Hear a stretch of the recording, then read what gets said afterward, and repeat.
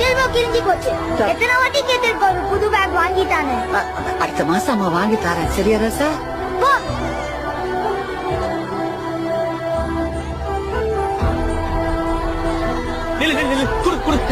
நான் வந்து எடுத்து வச்சு தரேன் ராஜா. எடுத்து வைக்கிறதுக்கு என்ன இருக்கு? அதே தைசம் தான். கால தானே இதை என்கிட்ட கொடுத்து அனுப்பிச்சிரு. தலையில தூக்கி வச்சுட்டீங்களா? வார்த்தை சாயங்காலம் நானே எடுத்துட்டு வந்துட்டேன். இரு ராஜா. டேய், இது உங்க அம்மாவா? ஏன் அன்னைக்கு வீட்டு வேலைக்காரமான்னு என்ன இது?